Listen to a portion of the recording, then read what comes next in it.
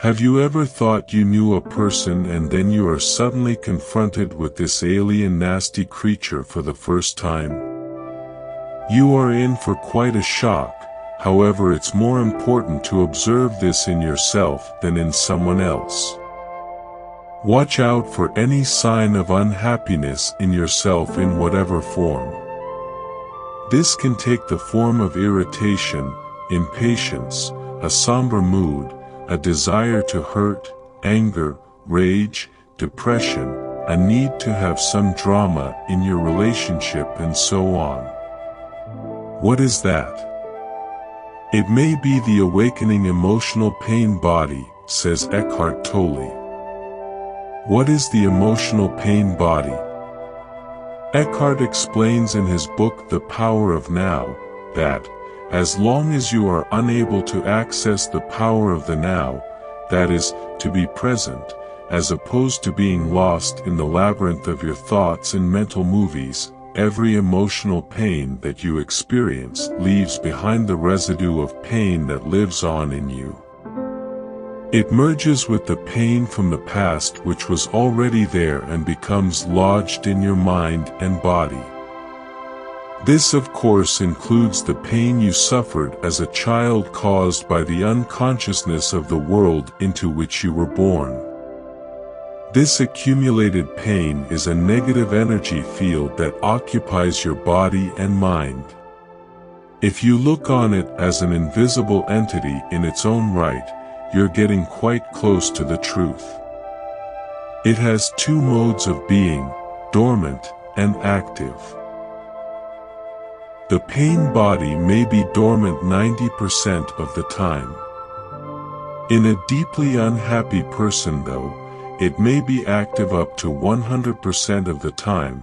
Some people live almost entirely through their pain body, while others may experience it only in certain situations, such as intimate relationships or situations linked with past loss or abandonment, physical or emotional hurt, and so on. Anything can trigger it, particularly if it resonates with the pain pattern from your past. When it is ready to awaken from its dormant stage, even a thought or innocent remark made by someone close to you can activate it. Some pain bodies are obnoxious but relatively harmless, for example like a child who won't stop whining.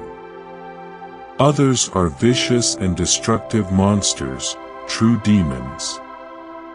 Some are physically violent, many more are emotionally violent. Some will attack people around you or close to you, while others may attack you, their host. Thoughts and feelings you have about your life then become deeply negative and self-destructive. Illnesses and accidents are often created in this way.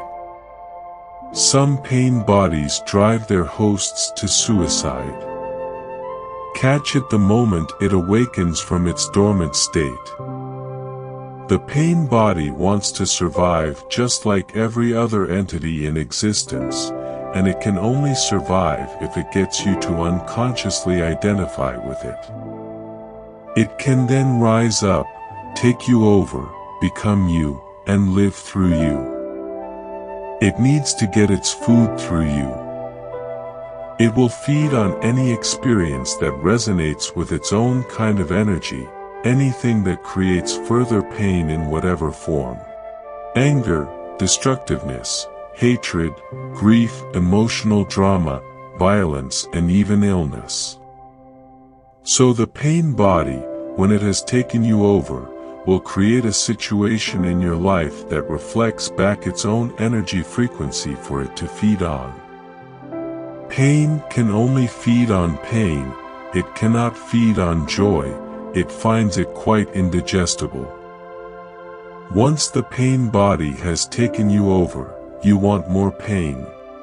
You become a victim or a perpetrator, you want to inflict pain, or you want to suffer pain, or both. There isn't really much difference between the two, you're not conscious of this of course. And you will very mentally claim that you do not want pain, but look closely and you will find that your thinking and behavior are designed to keep the pain going for yourself and others. If you were truly conscious of it, the pattern would dissolve. For to want more pain is insanity, and nobody is consciously insane.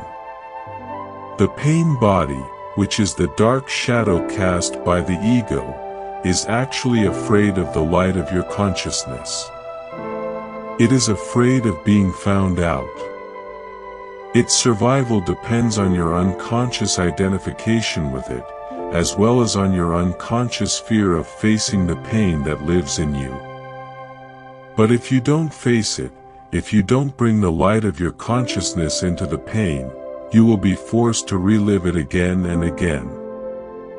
The pain body may seem to you like a dangerous monster that you cannot bear to look at. But I assure you that it is an insubstantial phantom that cannot prevail against the power of your presence, says Tolle. Some spiritual teachings state that all pain is ultimately an illusion, and this is true. The question is it true for you? A mere belief doesn't make it true. Do you want to experience pain for the rest of your life and keep saying that it is an illusion? Does that free you from the pain? What we are concerned with here is how you can realize this truth, that is, make it real in your own experience. So the pain body doesn't want you to observe it directly and see it for what it is. The moment you observe it, feel its energy field within you, and take your attention into it, the identification is broken. A higher dimension of consciousness has come in. Tolle calls it presence. You are now the witness or the watcher of the pain body. This means that it cannot use you anymore by pretending to be you, and it can no longer replenish itself through you. You have found your own innermost strength, you have accessed the power of now. Unconsciousness creates the pain body. Consciousness transmutes it into itself. St. Paul expressed this universal principle beautifully. He said, "Everything is shown up by being exposed to the light, and whatever is exposed to the light itself becomes light." Just as you cannot fight the darkness, you cannot fight the pain body. Trying to do so would create inner conflict and thus further pain. Watching it is enough. Watching it implies accepting it as part of what is. The pain body consists of trapped life energy that has split off from your total energy field, and has temporarily become autonomous through the unnatural process of mind identification. It has turned in on itself and become anti-life like an animal trying to devour its own tail. Why do you think our civilization has become so life-destructive? But even the life-destructive forces are still life energy. When you start and disidentify and become the watcher, the pain body will continue to operate for a while and will try to trick you into identifying with it again, just like a spinning wheel that will keep turning for a while even when it is no longer being propelled. At this stage it may also create physical aches and pains in different parts of the body, but they won't last. Stay present, stay conscious, be the ever-alert guardian of your inner space. You need to be present enough to be able to watch the pain body directly and feel its energy. It then cannot control your thinking. The moment your thinking is aligned with the energy field of the pain body, you identified with it, and again feeding it with your thoughts.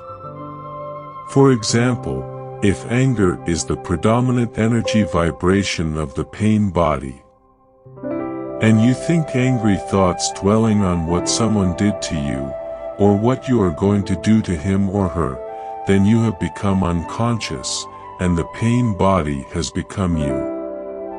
Where there's anger, there's always pain underneath, or when a dark mood comes upon you, and you start getting into a negative mind pattern, and thinking how dreadful your life is, your thinking has become aligned with the pain body, and you have become unconscious and vulnerable to the pain body's attack.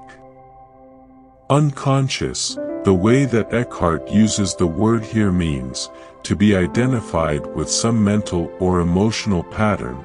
It implies a complete absence of the watcher. Sustained conscious attention saves us the link between the pain body and your thought processes, and brings about the process of transmutation. It is as if the pain becomes fuel for the flame of your consciousness, which then burns more brightly as a result. This is the esoteric meaning of the ancient art of alchemy, the transmutation of base metal into gold, of suffering into consciousness. Let me summarize the process, says Tolle. Focus attention on the feeling inside you. Know that it is the pain body, accept that it is there. Don't think about it, don't let the feeling turn into thinking.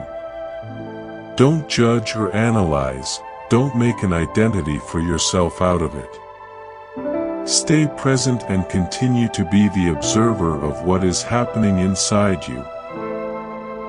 Become aware not only of the emotional pain but also of the one who observes, the silent watcher.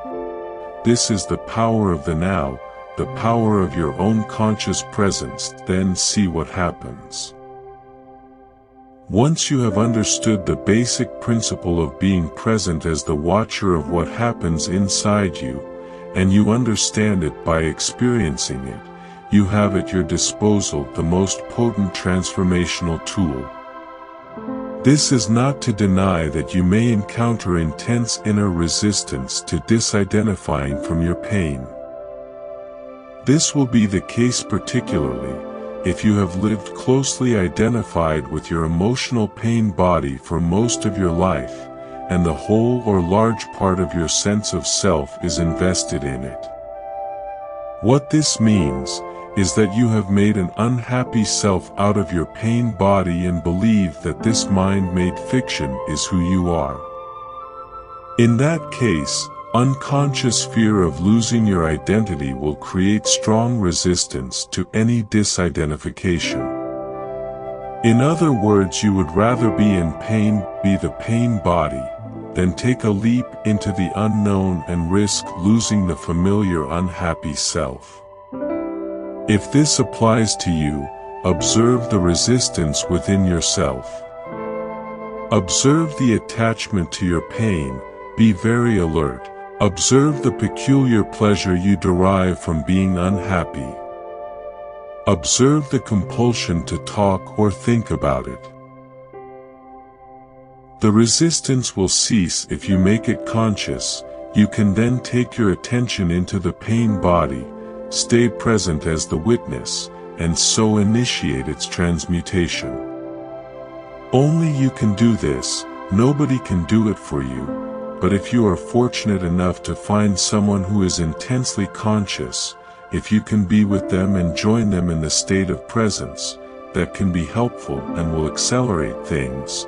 In this way your own light will quickly grow stronger.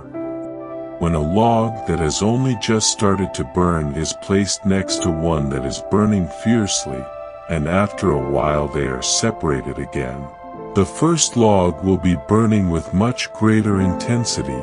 After all, it is the same fire.